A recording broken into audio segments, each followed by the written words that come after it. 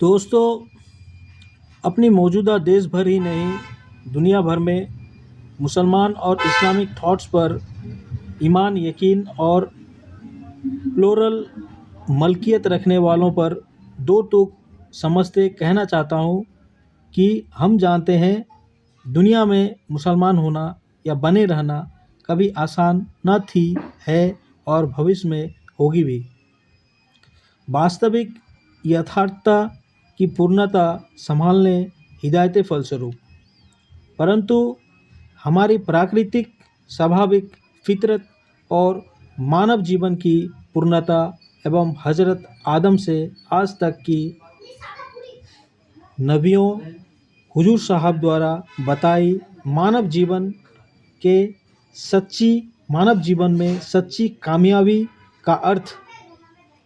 यथार्थता निभाने, अल्लाह को राजी का मार्ग प्रशस्त करते कहना चाहता हूँ। हम जानते हैं, मानते और समझते भी है, हमारे अव्वल आदम नबियों काल से ही भले मुसलमान होना या इस्लाम को अपनी जीवन शैली का स्वाभाविक प्राकृतिक योगदान मानव जीवन पर होने उपरांत भी अनेकों पड़ावों, चरणों या दौरों को पार करते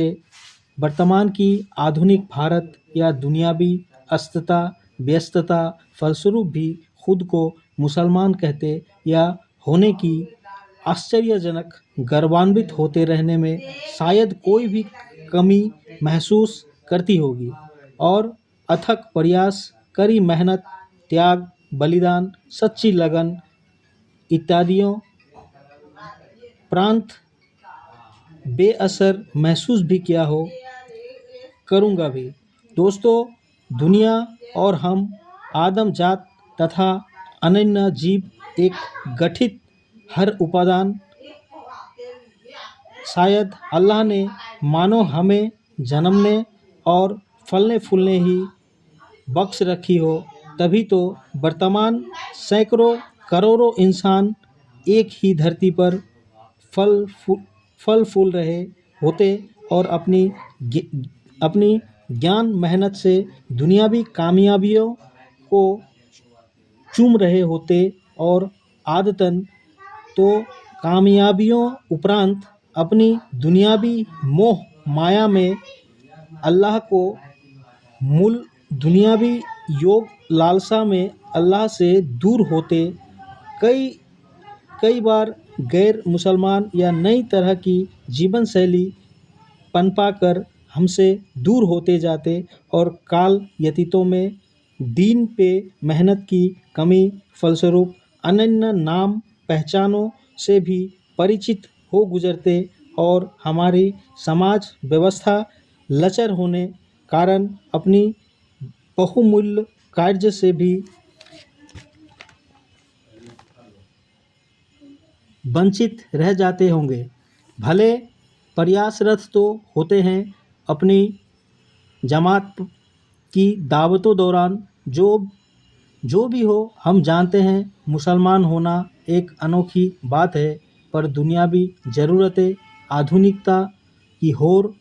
और डाइवर्स अनेकों जाति, भाषा, बोली या भिन्न पहचान फलस्वरूप भी एक ही अल्लाह को मानते और अपनी नबियों द्वारा उल्लेखित होली पुस्तकों पर ही यकीन, ईमान, दीन इत्यादि अपनी आखिरी नबी हुजूर साहब द्वारा बताई तरबियत साहिजे कुरान को ही मानते, एक अल्लाह के बी यूनाइट यथार्थता को ही पूर्णता की भाव को निभाते और आपसी ब्रदरहुड दिलों में मोहब्बतें फैलाते, मानव जीवन के उन्मूलित गुण धर्मों को ही साबित करते आए हैं। दोस्तों, आधुनिक भारत और दुनिया भर की मौजूदा सामाजिक संरचना, साठगांठ, राजनैतिक परिस्थितियां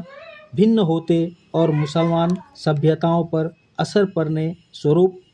शायद कहना गलत नहीं होगा, किसी बूढ़े बाप को पालते, जवानी खोते, फिर से बचपन और अबोध शिशु अवस्था को प्राप्त पाने की ओर शायद बढ़ते कदम मान सकते हैं। दोस्तों, हमारी मुसलमान सभ्यताओं में अनेक अद्भुत खूबियों के साथ साथ मूल्यांकन स्वरूप देख रेख की ज़रूरत हमेशा से थी और है भी और होती भी रहेगी। शायद दुनिया के साथ साथ देश भर में लघु संख्यक समाज के रूप में आने वाली बाधाओं उपरांत आपसी क्षेत्रीय भाषा जाति ज्योग्राफिकल वाइडनेस सीमित या बाधित संसाधन भेदभाव जैसी एकता भाईचारा इत्यादियों से हानिकारक सामाजिक तथा आर्थिक असमानता गरीबी जैसी समस्याओं से ग्रसित होने का असर हमारी आम जिंदगियों पर साफ तौर पर देख सकते हैं। ऊपर से राजनीतिक अस्थिरता मानो जले पे नमक पड़ने सी महसूस होने लगी है। कहते हैं ना, कब तक निभा पाऊँ अल्लाह के साथ, मजबूरियों के हाथ बिक गए मेरे जज्बात सी भी हालातें महसूस करते बड़े दुख से कहना पड़ता है। आपसी गिबतें भ्रष्टाचार मोह माया लोभ इत्यादि भी त्याग शायद हो पाती अल्लाह की ठाट।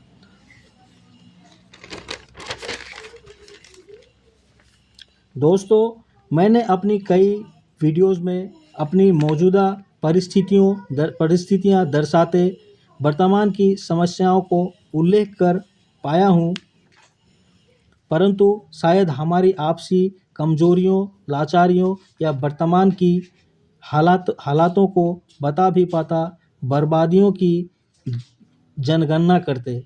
शायद निकट भविष्य में हम केवल वोटिंग टूल्स मात्र रह जाए, वोटिंग वजहें खोते और बहुसंख्यकों को अल्लाह की जात पर भी शक होने मात्र निगाहें जमने और फलने फूलने लग पड़े। कहने का तात्पर्य यह है कि दुनिया भर पर उंगली उठाते उठाते शायद उंगलियों की गुणवत्ता ही ना बचे और मात्र धद्धर दुनिया को दिखने व्यवहारित होने लगे और अपने अंदर की कमियां फलते फूलते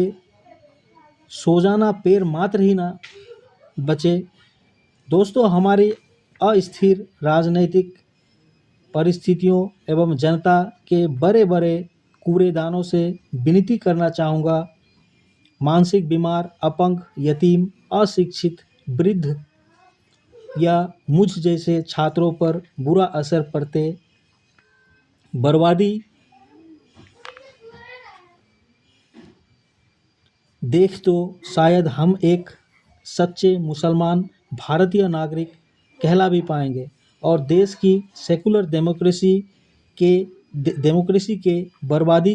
की साक्षी बनते बनते शायद अपने अंदर की सेकुलर डेमोक्रेसी को भ्रष्टाचार और खुदगर्जियों के हाथ बिचवाने कोई कसर मात्र भी रह पाएगी। बाकी जनता खुद समझदार करे फैसले, बकरे की जगह भैंस ले। जब साधुएं मंदिरों में मरने लगे तो शायद मस्जिदें ही पनाहगार रह जाएंगी। और इसी के साथ कहना चाहूँगा कि कहते थे अपनी जन्मदिनों में कभी मुझे खुदा कहने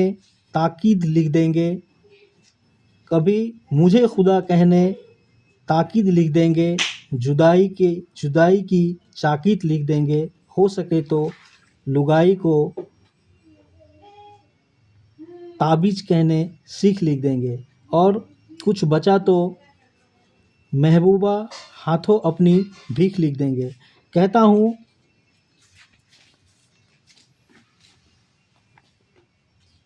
जाम का आम जब जाम का कहता हूँ जाम का आम जब किया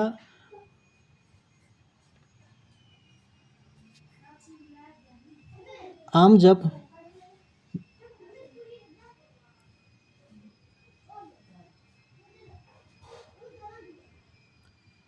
ना किया कर सजदे गुमान अल्लाह सी रिझाने सोहबतों पर ए आदमजात।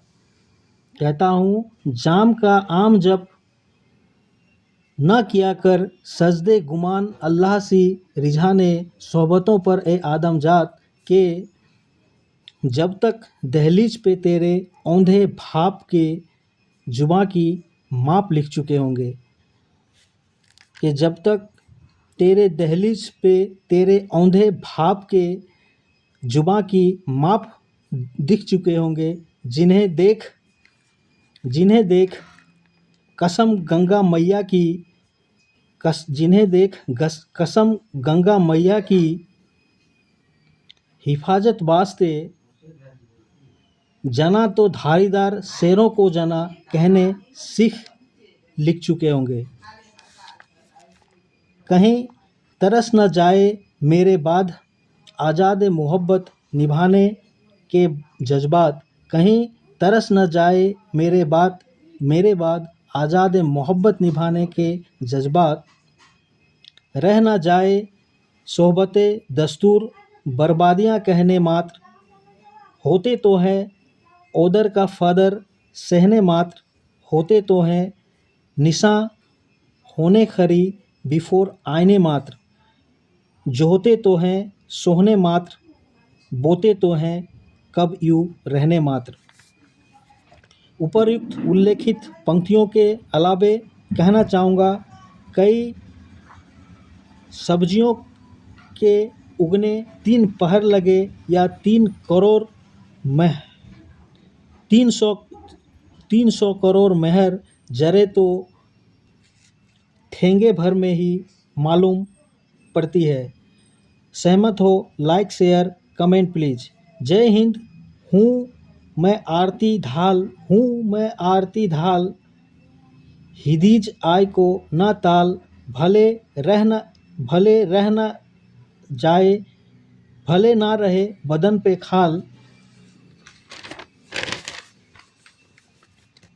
करता हूँ दुआ संपूर्ण मानव जाति वास्ते, करता हूँ दुआ संपूर्ण मानव जाति वास्ते, हमारी कोशिशों से मौजूदा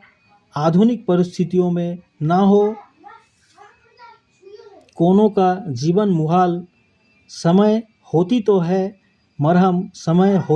मरहम, शायद किनारा पाने तक बदल जाए त्यागने अपनी चाल, क्योंकि जीवन मिले हैं बड़ी मुश्किल से, यूं ही बैठे घरों में मुफ्त में ना निकाल, अल्लाह बेहतर समझे देश के किस राजा या रानी से करे सकाल। भारत महान।